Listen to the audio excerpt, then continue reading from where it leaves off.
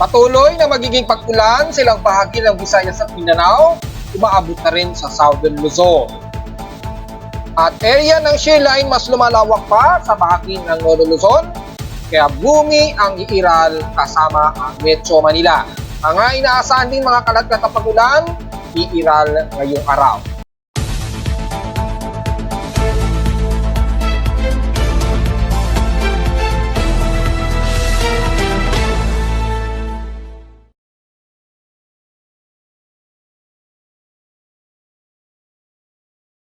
Hello, good morning mga folks. Welcome po muli sa ating Daily Weather Bulletin at Analysis para sa huling araw ng November 30, 2024.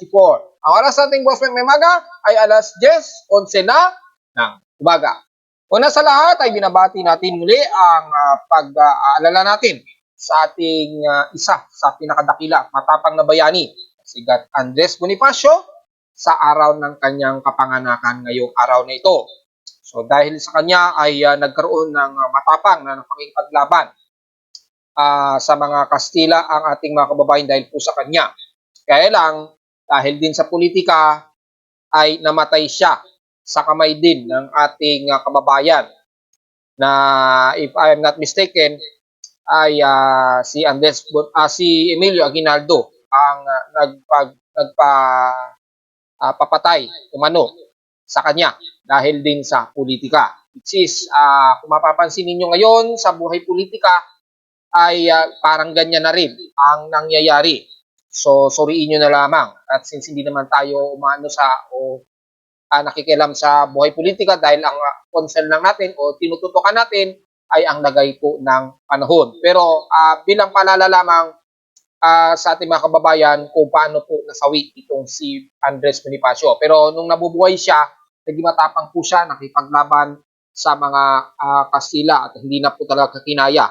At dahil sa kanyang katapangan, ay nailigtas po ang ating bansa.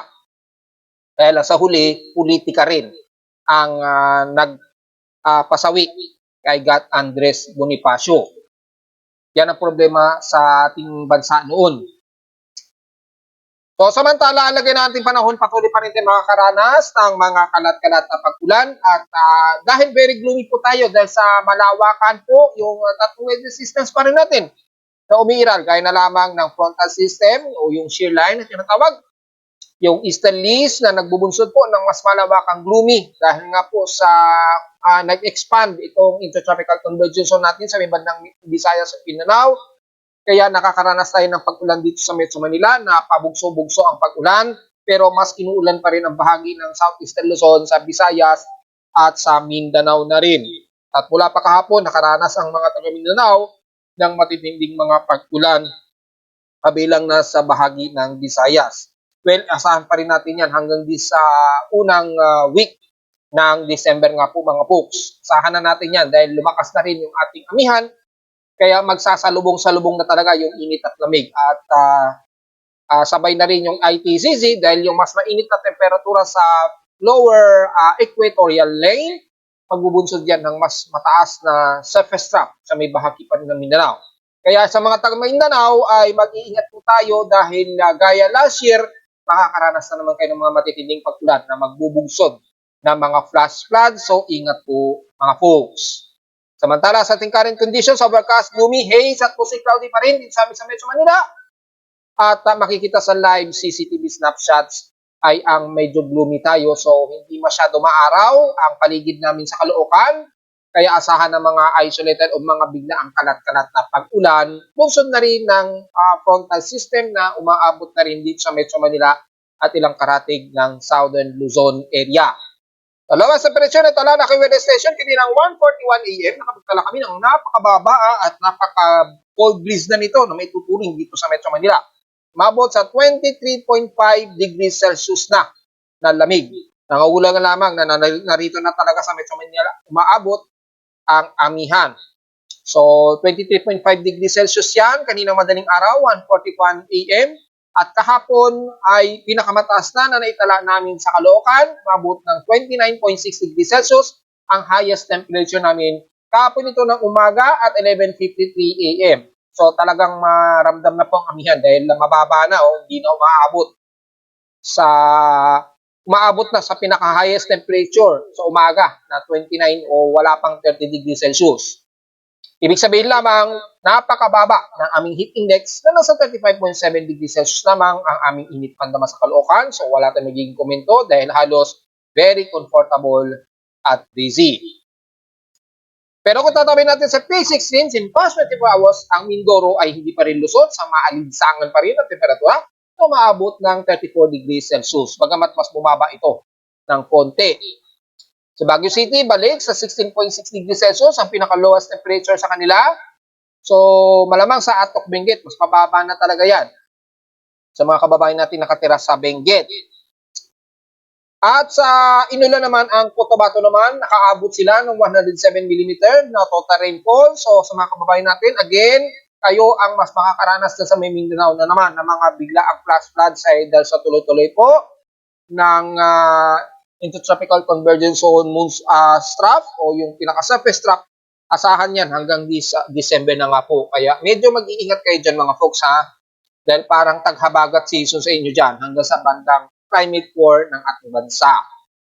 Well, inulan kami kaninang madaling araw, malamang ito, habang tulog ang inyong lingkod. Umulan ng 4.2 mm na total rainfall sa amin sa Caloocan. So, bago man lang natapos ang month of November, ay at least nakaranas kami ng medyo mahina lamang na total rainfall na umabot nga ng 4.2 mm. So, ibig sabihin naman ngayong araw ay nasa total of 155.4 mm ang naging total rainfall namin for the month of November. Lumagpas siya sa pinaka-November average na supposed to be 77 mm lamang. Bunsod lamang din kasi may mga sunod-sunod na bagyo kasi dumaan itong first week ng November kaya umabot ng ganyang kataas. So at least lagpas pa rin sa pinaka-above average rainfall for the month of November. So, yun lang pa po. Total of 155 lamang ang total rainfall namin sa buong month ng November. Kung hindi uulanin ngayon maghapon mga folks yan po ang magiging total rainfall namin ngayong araw at sa buong November. Sa ating outside humidity, 79%. So, mataas ang concentration ng outside humidity natin. At bumaba lamang ito ng 3% since last hour. So, ibig sabihin, umabot pa ng 80 plus yan kanina. So, mataas ang concentration. Mataas din ang atmospheric pressure. Well, obvious naman, nandito sa atin ang amihan. Kaya mataas at 1,010 hectopascals and steady ito since last hour. Pataas po o pa-high tide po tayo. May 1 hour and 30 minutes na po to high tide. Aabot ba ng 1 meter yan? Well, silipin po natin sa ating almanac. Kung sisilipin natin dito, mga mamayang hapon, mga bandang alauna, hindi naman. So, mababa lamang. Mga mamayang bandang alas 8 pa, magtataas ito. Aabot ng 1.1 meter. So, hindi ganun kataasan yung magiging high tide. So, mga hanggang 0.4 meters lamang. So, okay lamang. Wala magiging problema. Pero, gaya na ating sinasabi, ay delikado pa rin pumalaot, lalo na sa may extreme northern Luzon at halos buong eastern part ng ating bansa. Sisilipin uli natin sa ating tropical cyclone assessment in significant wave height. Gaya ng ating patuloy na pagbabalita tungkol dito ay inaasahan pa rin na mataas ang pag-alon sa buong bahagi ng extreme northern Luzon. Yan, sa may bandang Kalintang Channels. Yan, yung area niyan. At buong eastern part ng ating bansa, especially sa Luzon at Visayas area. Umaabot ng 1.25 to 22.5 meters po ang taas ng alon hanggang sa susunod na 24 oras. So, sa mga malilit na mga isda, medyo delikado pa rin po talaga pumalaot. Lalo na sa may bandang Ilocos Norte, kung kailangan talagang pumalaot, kailangan gumamit po kayo ng medyo mas malaki-laking bangka. At grupo-grupo sana kayo para at least medyo comfortable at walang mawawala. Just in case magkaroon ng problema. Kasi malakas po talaga alon dyan. Kasabay ng daloy ng ating amihan, kasabay na rin ng daloy ng ating easterlies at yung trough. Sa ating almanac, sumikat ng haring araw kaninang 6:05 p.m. at nasang lulubog naman ito mamayang 5:24 p.m. So halos mag-new moon po tayo, so hindi na muna natin i-report dyan. Diretso agad tayo sa ating local weather outlook para ngayong Sabado at Linggo. Magiging maulap po ang ating maghapon. Very gloomy po gaya ng kahapon. So very gloomy po tayo at very haze ang ating maghapon. So expected po ang ulan Mga kalat-kalat ulan yan, lalo na sa binanggit natin sa may kalurang bahagi ng Southeastern Luzon, Visayas at lalo na sa bahagi ng Mindanao na mas ulanin. Siyempre, ang bahagi ng dyan sa may silangang bahagi ng Northern Luzon, ulanin pa rin tayo dyan dahil sa patuloy na salubungan ng init at lamig ng Estalis at ng Amihan na nagbubunsod po ng shear line dyan sa area na yan. At nandito na nga sa may Metro Manila, yung broader part ng shear line ha. So, take note yan mga folks.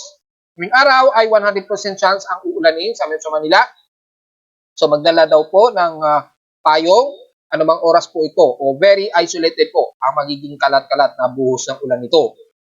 100% po yan ha. Bukas ng linggo, maglalaro sa 30 to 32% down at chance sa ulanin sa amin sa Caloocan. So, kung hindi man pumasok ang chance nito, maring sabit mo ang panig po ng Metro Manila.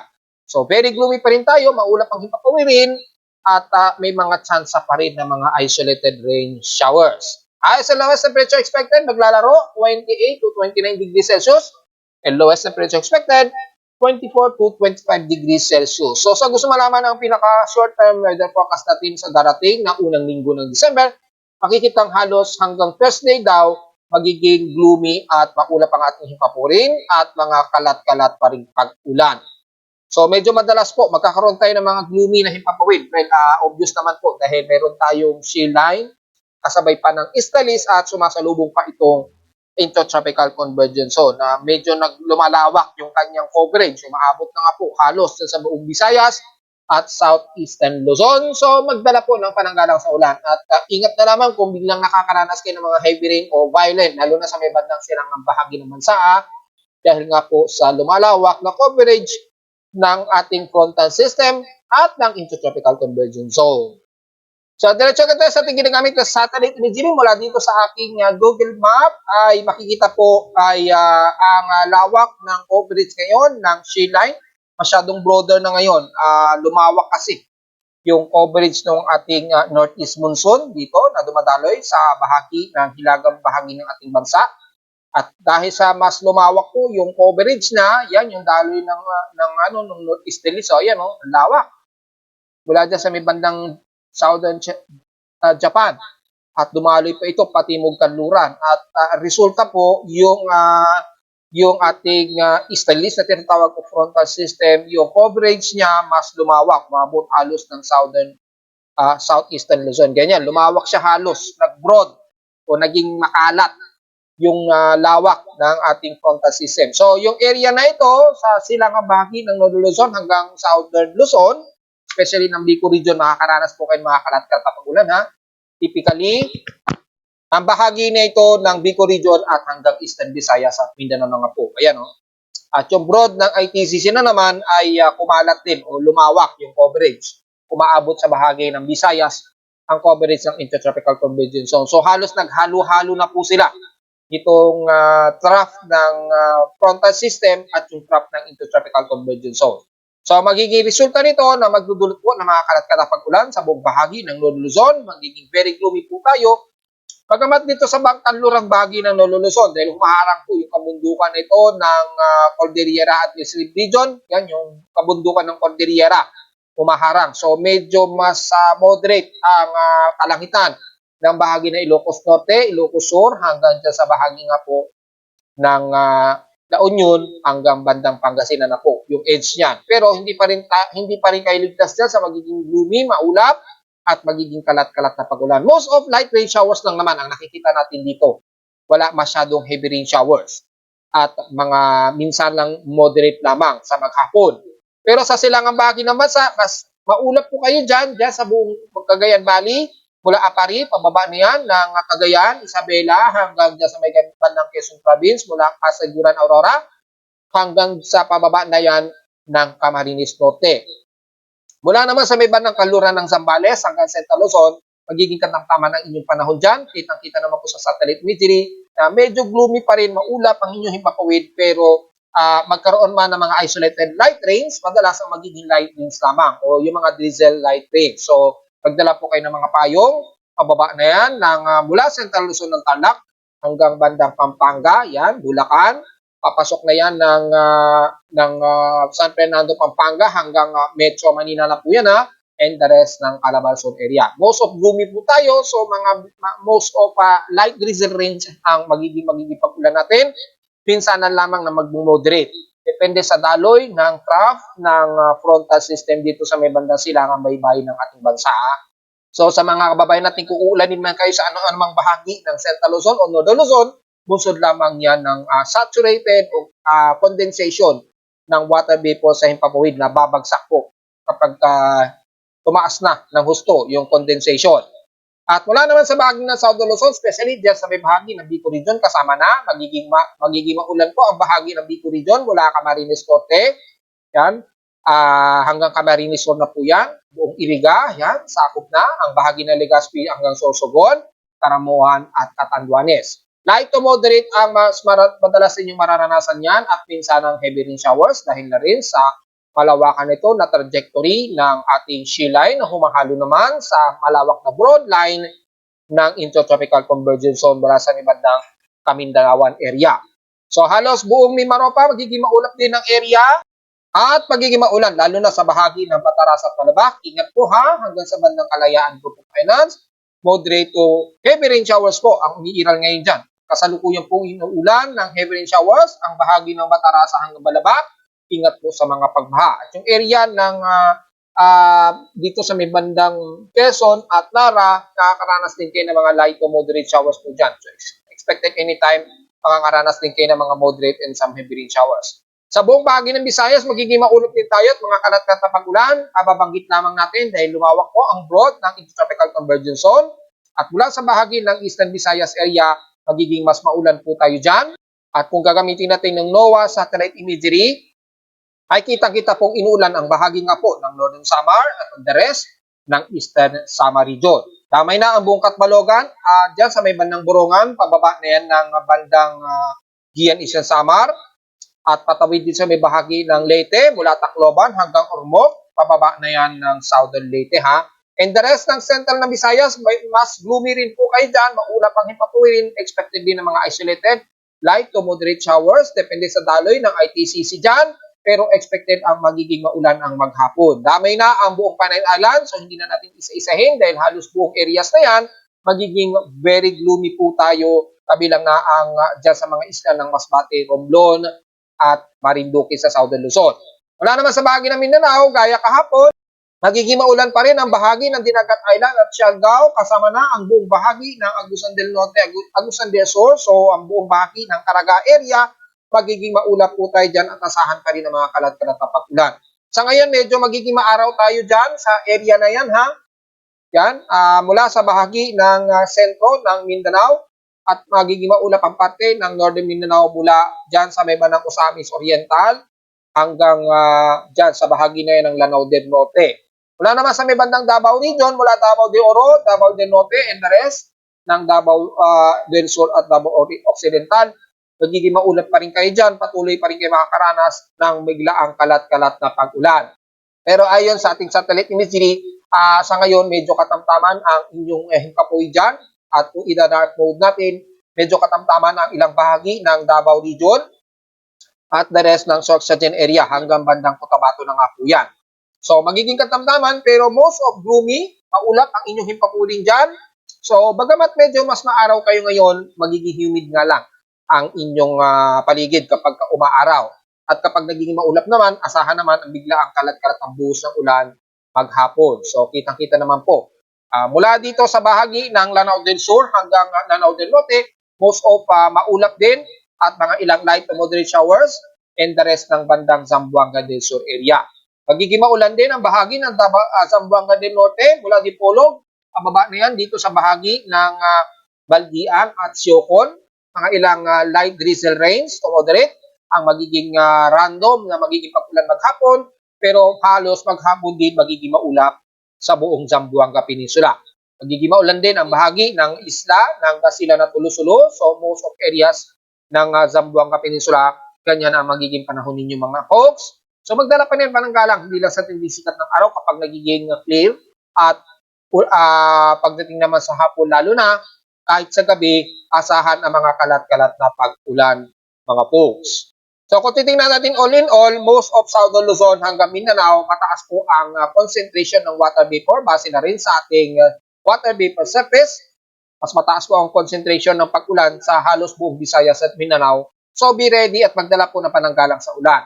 Pagkaroon man ng mga pag-ulan sa parte ng Southern Luzon at extreme Northern Luzon, mga manaka-naka lamang na mga madalas, mga ilang light o moderate showers na isolated.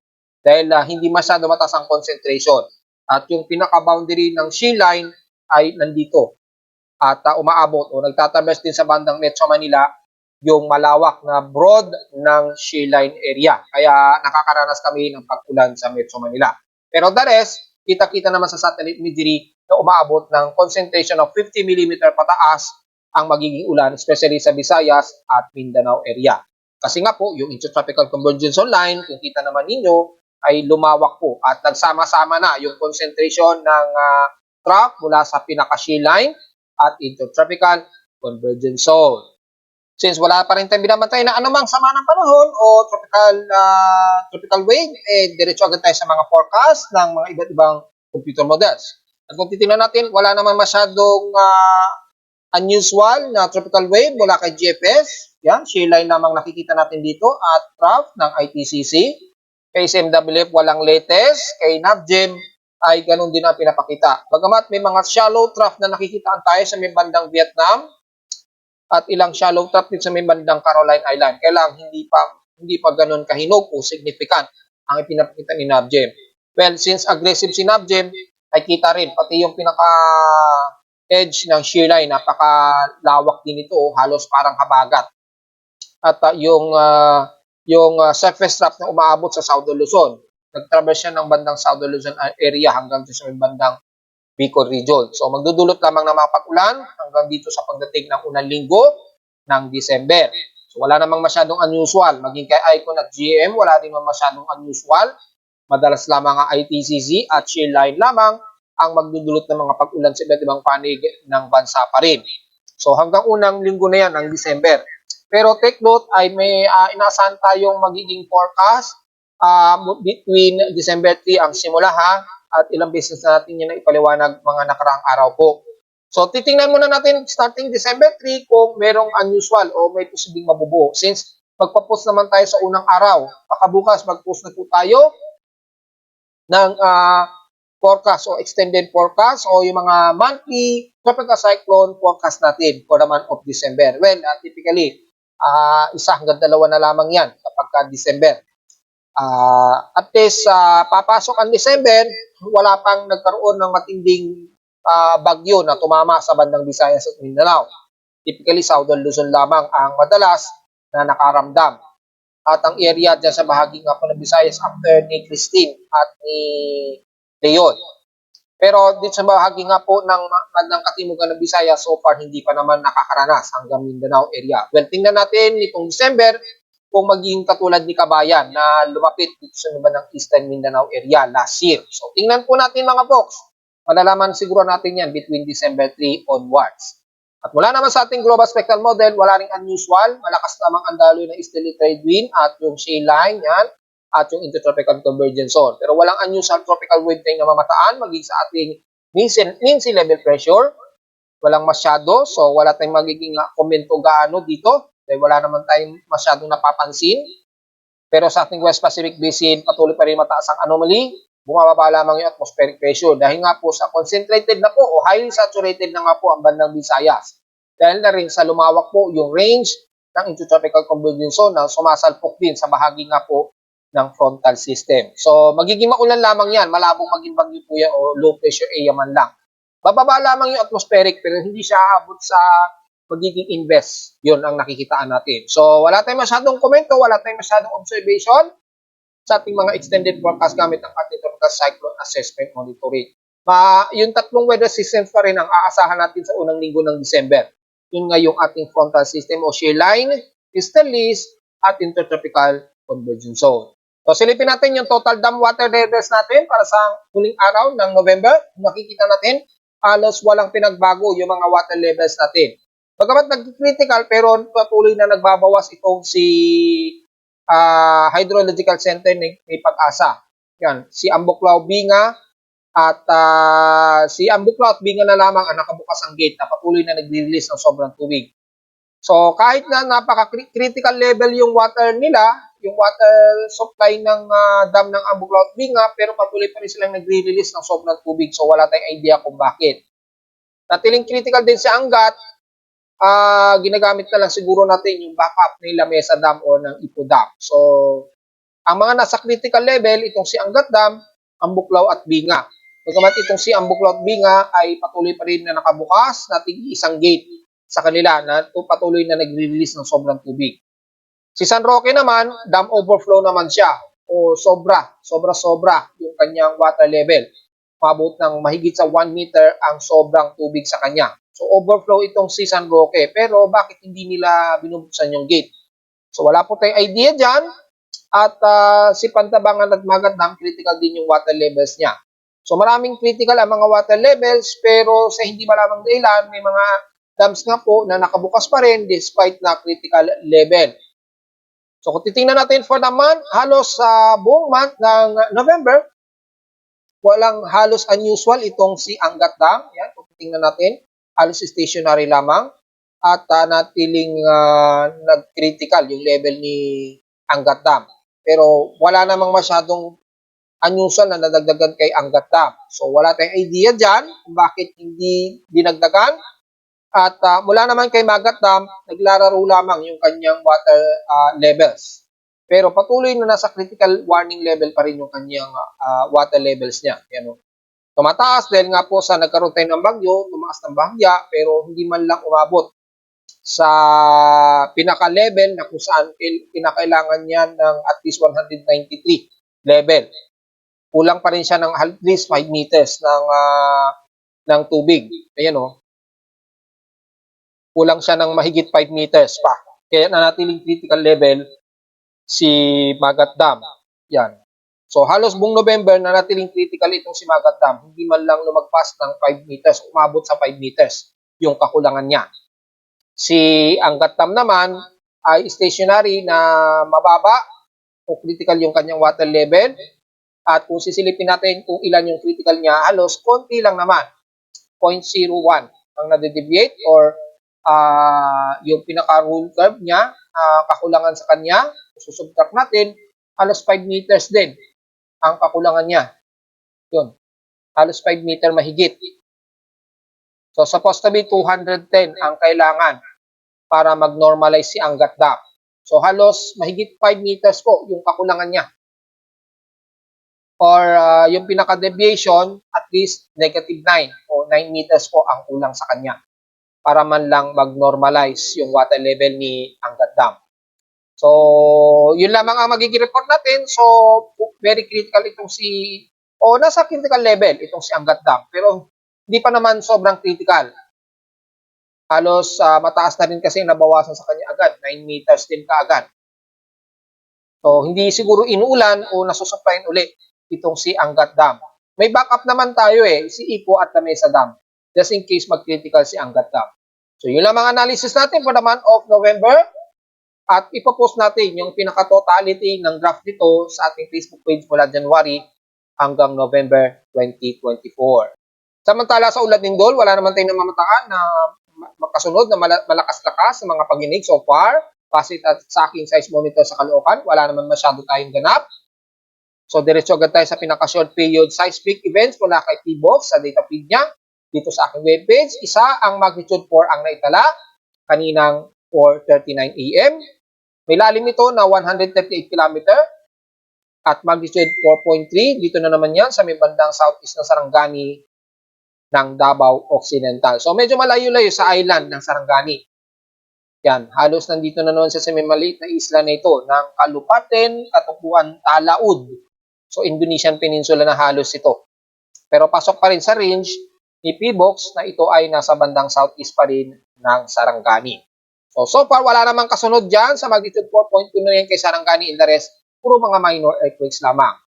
So, ibig sabihin lamang nito ay pinaka-konting earthquake ang naitala malamang ng month of November. So, kung sisilipin natin ang historical earthquakes, una mula January hanggang November 30, ngayong araw, ay kasalukuyan ang ating total earthquakes. Kung babasahin natin ang totality mula January hanggang November ha. Zoom out natin para makita natin kung ilan. Nasa 12,311 po ang total earthquakes natin mula January hanggang November 2024 na po yan. So, magkakaroon tayo ng report niyan sa unang linggo ng December. Kung alin ang pinakamataas na earthquake mula noong 2018. So, titingnan natin, ipopost natin yan para malaman natin kung pinakamarami ba ang taon ng 2024 na nagkaroon tayo ng maraming earthquakes ng buong taon.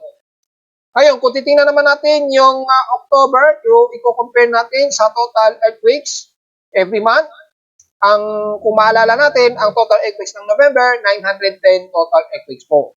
So, ang month of November, kung titingnan natin, aabot pa ng 900, nasa 843 total earthquakes pa rin po tayo. So,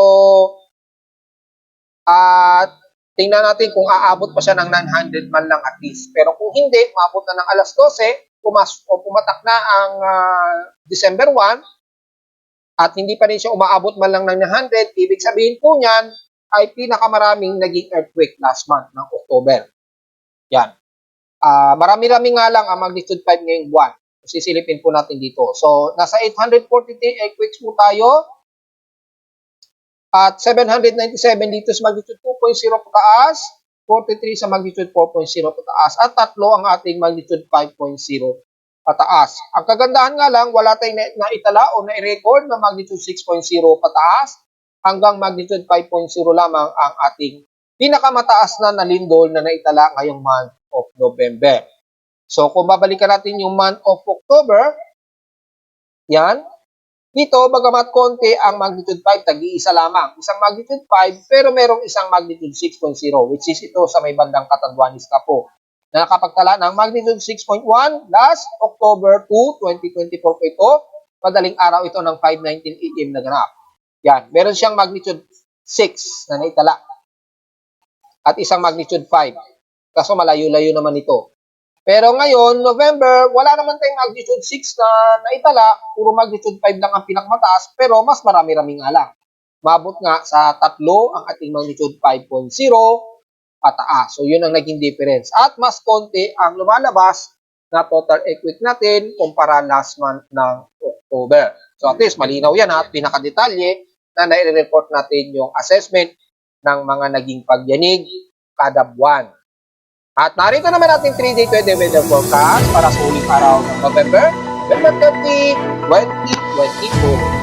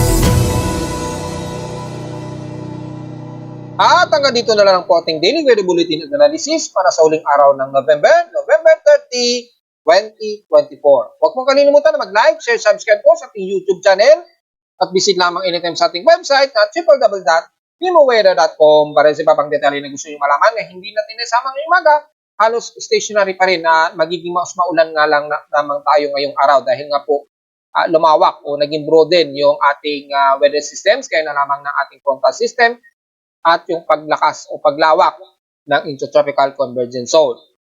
At visit naman sa ating website sa gusto malaman ng pinaka-dynamic events mula sa aking aparato mismo sa Caloocan para sa gusto malaman ng pinaka-detalye at sa mga data feeds mula sa iba't ibang weather agencies.